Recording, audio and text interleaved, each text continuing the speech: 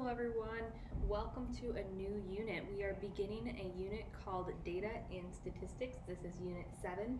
Today we'll be covering Section 1, which is about reading graphs and charts. There really shouldn't be a whole lot of new information in this section, so if you feel like this is something that you already know what to do, then I challenge you to complete the notes on your own and then come back and check it with the video notes and see how you did. And then if you made any mistakes, then you can use the video as a tool to help you understand exactly what the mistake was and how you can correct it.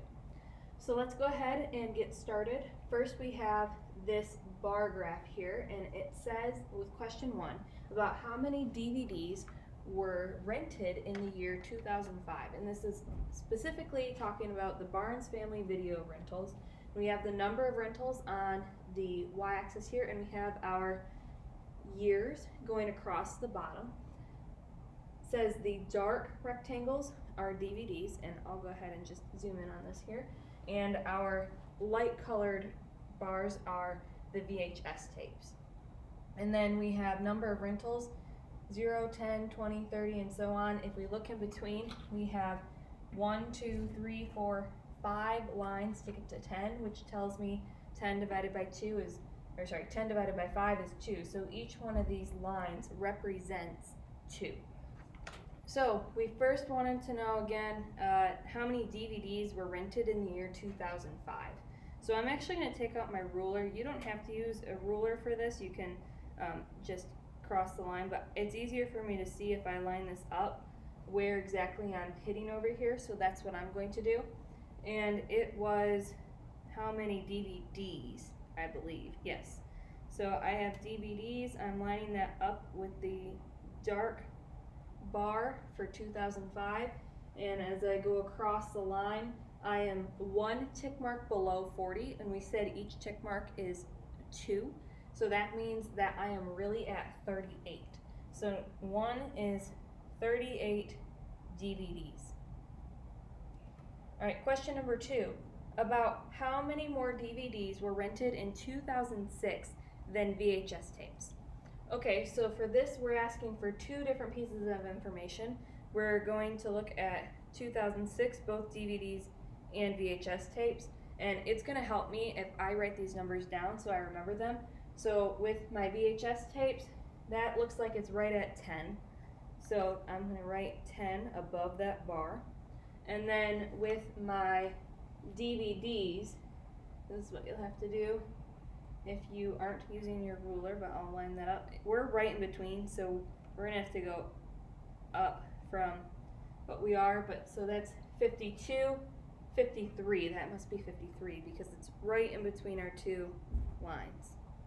All right, so now I was asking for the difference about how many more DVDs were rented. That means that we need to subtract. So I have 53 minus 10, which gives me 43. So they rented about 43 more DVDs than VHS tapes in 2006.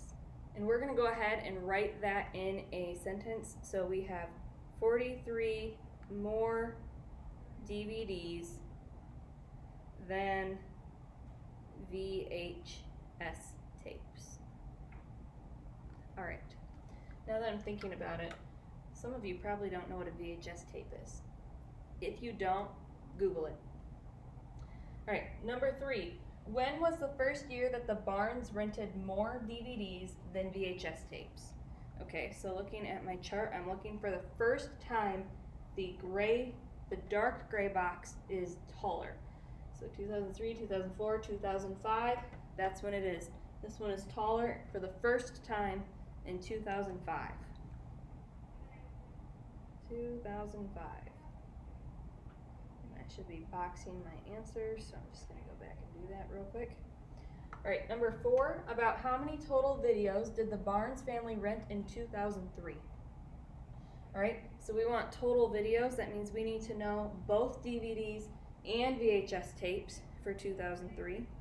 So for 2003, we're lining this up. That looks that we're about 41.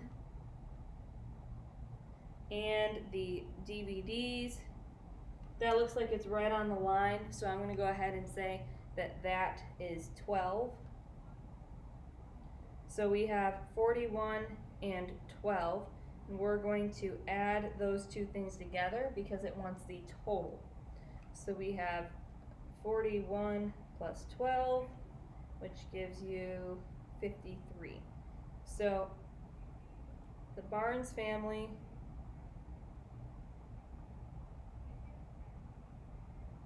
rented about 53 total videos in 2003. All right. That is a complete sentence and what most of our answers should be. All right, number 5, describe the overall trend that the graph is showing. Okay, so let me put my ruler away here a second and let's look at this graph. So what I'm noticing is that as time is going on, we start with hardly any to 0 DVDs and it slowly grows, and as time goes on, the number of VHS tapes tends to go down. Now there was a little bit of a difference here where we went down and then we went back up, but then after that we continued to go down. So I'm going to conclude that overall, as time goes on, the number of DVD rentals increases and the number of VHS rentals decreases. So that's what we're going to write out. So over time, the number of VHS tape rentals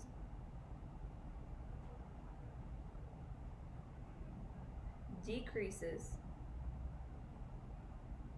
while the, let's rewrite that, while the number of DVD rentals increased. All right, so that is example 1. Example 2 here is, instead of a bar graph now, we have a pie chart. And it says here, there were 5 times the number of orders for blank as there were for strawberry. So let's take a look at this pie chart here. I have 2 orders for strawberry, 11 for mint chip, 8 for peanut butter, 10 for chocolate, and 19 for vanilla. So I'm going to take this number of strawberry, and it says that we're looking for the one that is 5 times as many. So I'm going to say that we have 5 times 2, which equals 10. So I'm looking in my chart for something that has 10 for our ice cream orders. And as I'm looking at this, it looks like that is chocolate. Chocolate has 10. So that's what goes on my line. There are 5 times the number of orders for chocolate as there were for strawberry. Question number 2. What percent of the orders for ice cream was for mint chip or vanilla? Here's a key word there that we need to pay attention to. It doesn't say and, it says or. So that means that we're looking for the percent for the people who bought one or the other. So we have to combine those things. So I have 11 for mint chip and I have 19 for vanilla. So I'm going to add those two things together. I have 19 plus 11, and that gives me 30. And now I need to know, because we're looking for a percent, we know how many ordered mint chip and vanilla, but we don't know how many ordered in total. So we have to find our total number of orders before we are able to find our percentage. So I have 19 for vanilla. I'm going to add all these together. 19, I have 11, I have 10, I have 8, and I have 2. We'll add those things together. 9 plus 1 is 10, plus 8 is 18, plus 2 is 20. Carry the 2. 2 plus 1 is 3, plus 1 is 4, plus 1 is 5, which means we have a total number of 50 orders. and 30 of them were for mint chip or vanilla. To find the percent, you're going to have to set this up as a fraction. We have 30 over 50, which is the same as a division. So 30 divided by 50, and that gives us our decimal, which is going to be 0.6, which is 60%. You also could recognize that we have 30 over 50, and if we multiply both the bottom and the top of the fraction, by 2, then that gives you 60 over 100, which is really easy to put into a percentage because percentages are already out of 100. So you would just take the top number, which is 60.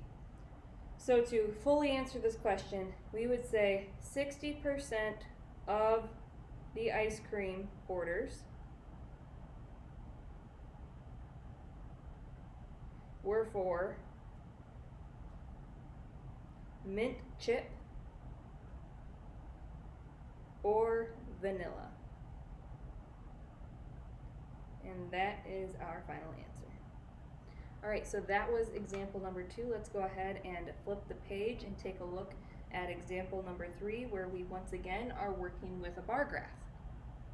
So on this bar graph, as we zoom in here, it says that we are looking at library patronage, and we have the days of the week on the bottom: Monday, Tuesday, Wednesday, Thursday, Friday, Saturday, and not Sunday. I'm guessing that would be because libraries are generally closed on Sundays.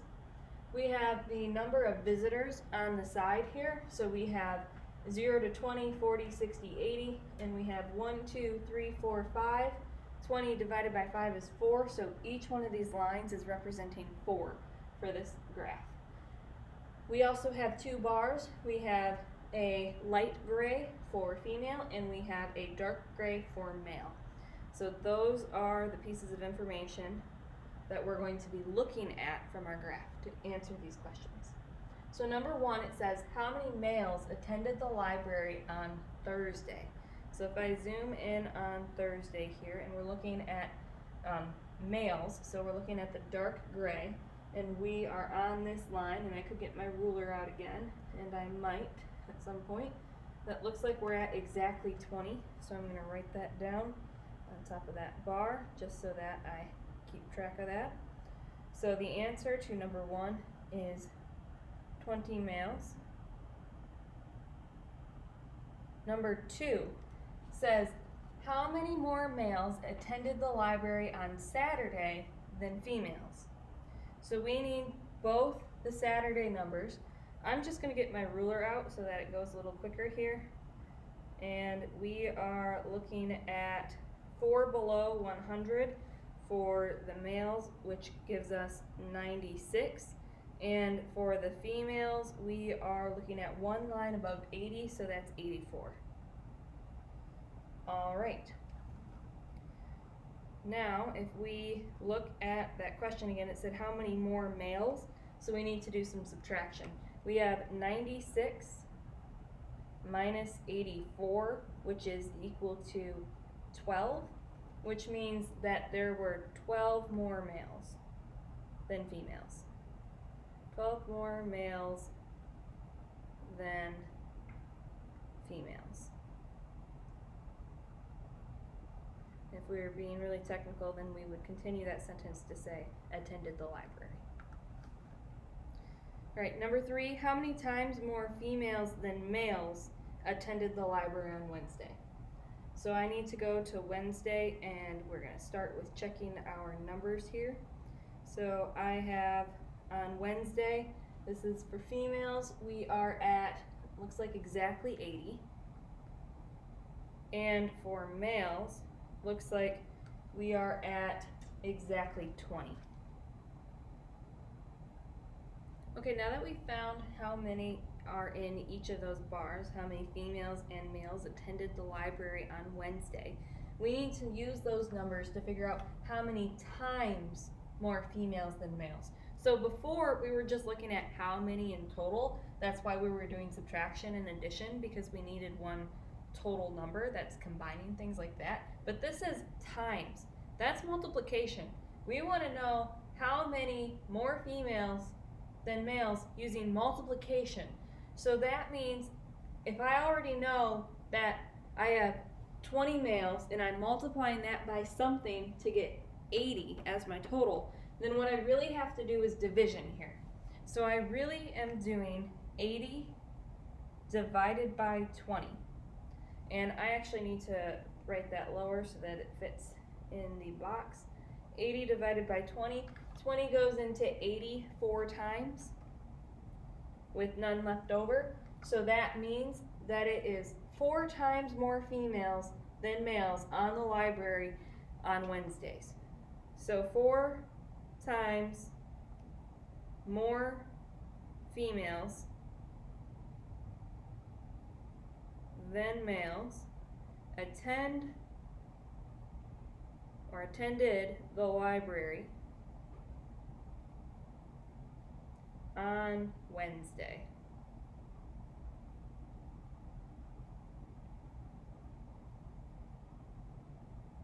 All right.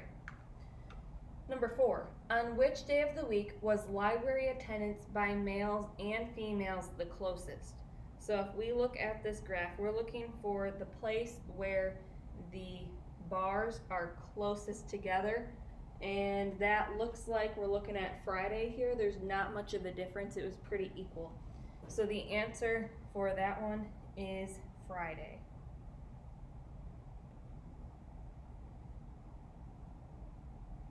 And to be more specific, it'd be on Friday, the library was more closely attended by males and females than any other day of the week. On which day of the week was it furthest apart? Okay, so we're looking for the biggest gap. And I'm not asking you to calculate anything here. You could, but I'm really just looking for, you looked at the graph and you noticed that this has a bigger jump. That looks like a bigger space. So that must mean that Wednesday is the biggest difference. So for number 5, it is furthest apart on Wednesdays. And number 6, on which day did the library have the fewest number of people? And again, I'm not asking you to calculate anything, but you could. We're just looking for when it had the lowest number total. And as I'm looking at this, I'm noticing that on Thursday, that is pretty low for both male and female. And it doesn't really look like anything together would be smaller than that. So I'm going to say by looking at my graph that that is Thursday. So number 6, Thursday has the fewest number of people attending the library in total. All right. That answers all of our questions for this graph. We're going to go ahead and look at example number 4. On example number 4 here, we're looking at a line graph. So we've looked at bar graphs, pie charts, and now we have a line graph. Number 14, our first question says, what is the cost of product B in its 7th year on the market? So first we have to figure out which of these products is product A and which of these is product B. So in my key here, it says that product A has triangles on it, which means that has to be this line, and product B has X's on it, so that's this other line here. This is the cost of products. The years on the market is on the bottom, and our cost is going up the side, and we start at 150 and we go up by 10, and there's 1, 2, 3, 4, 5 lines again, so we're going up by 2 for each of these lines across the graph, and we'll be needing that information in a little bit. So now let's look at that question again because I forgot what it was. All right, so we have what is the cost of product B in its 7th year on the market? So as I'm looking at this graph, I don't know if you noticed this before, but for product B with the X's are actually on the year markings. So after 7 years, we're on this line here. Now I'm going to go ahead and pull my ruler back out so that I can get a nice straight line to help me see exactly where that is hitting. It's right on that line, which is 2 tick marks below 210, or you can think of it as 3 tick marks above 200. So we're at 200, 202, 204, 206. So this is at about $206, and I'm going to leave that on the graph because we might need it later for another question. So we have the cost of product B in its 7th year on the market is about $206. All right. 14. How many years had the products been on the market before their costs were about the same? So as I'm looking at this graph here, we're looking for the length of time before we were about the same. So I'm going to take my ruler back out and I'm going to twist this around and we're going to see about where that met up. Take my ruler and just set it aside for now. As I'm looking at where this hit on the graph, I'm noticing that about halfway would be right about here, and 3/4 of the way would be a little beyond that. So I'm just going to say about 3.6. It's very close to 3.5, 3.5, but it's not quite there. So we're going to guesstimate about 3.6 years. So just a reminder, we have this approximately equal to symbol. So that is about 3.6, not 6. 3.6 years on the market before they're about the same. Before that point, looks like product A was quite a bit more money than product B. All right, number 16. How much more did product B cost in the 6th year on the market than product A? So we are looking at the 6th year here, and we're looking for a difference. So that means that we need both costs. So product B is coming right along this line and is ending at 1 tick mark below 190. So that means that we're 190 minus 2, which is 188. And for product A, we are going across this line, and that is 1 tick mark up from 170, so that's 172. So the best that I can tell. So for question 16, it says how much more, so we need that difference, so we're going to subtract again. So I have 188 minus 172, which gives me a total difference of 16. So product B was about $16 more than product A. Product B is about $16 more than product A.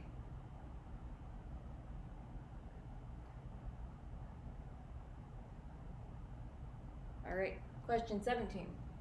How much more was the difference in costs during year 1 than in year 8? Okay, so this one is actually asking for 3 separate things. We need the difference of year 1, we need the difference of year 8, and we need the difference between these 2 things. So I'm going to go to my graph and I'm just going to start by finding all of those numbers. So year 8 for product B is right here, and that is right across to exactly 210.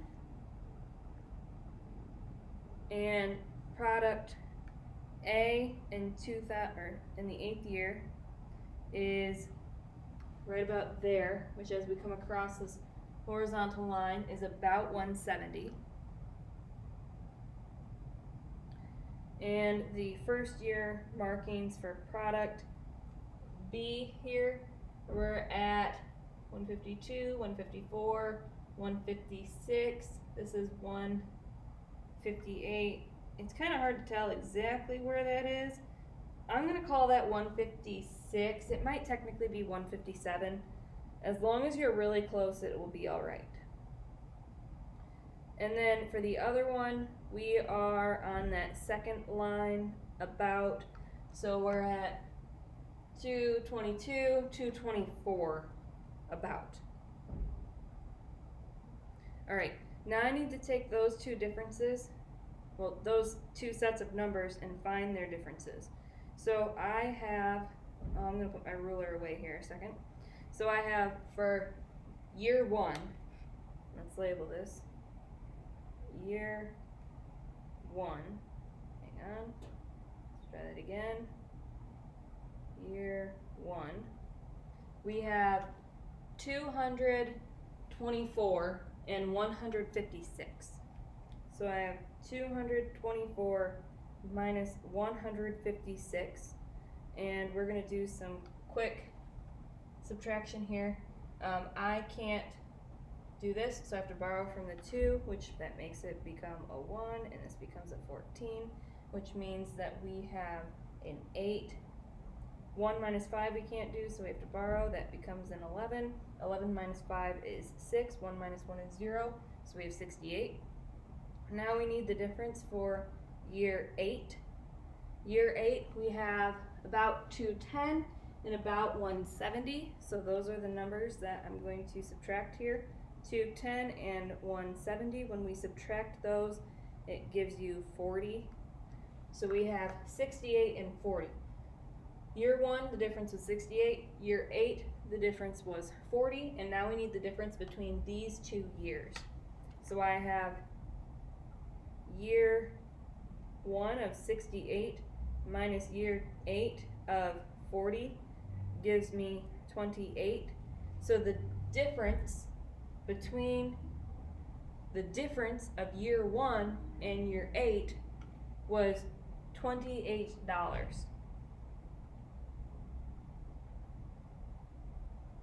And I ran out of room to write a sentence, but what I would say there is the difference in costs during year 1 then year 8 is $28. That's how I would word that. All right, last but not least, we have question 18 down here. It says, describe the trends of product A over its 8 years on the market. Compare this with product B. So when I'm looking at my graph here, I want to look at my overall trend to start with. So I have product B, and it looks like it started cheaper and it grew to be more expensive because it increased as time went on. And product A started more expensive, but it decreased over the 8 years and ended up being cheaper than product B. So that's what we're going to start with, and then we'll see what else we can find. So product A began more expensive than product B and lost value over the 8 years on the market.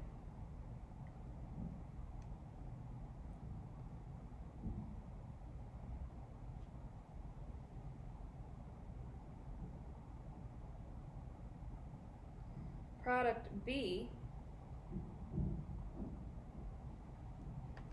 gained value over 8 years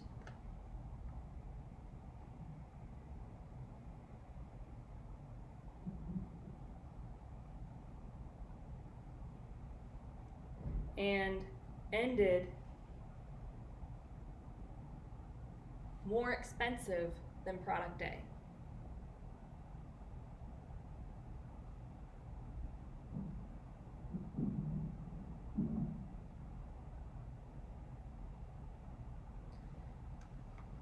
That covers our trend.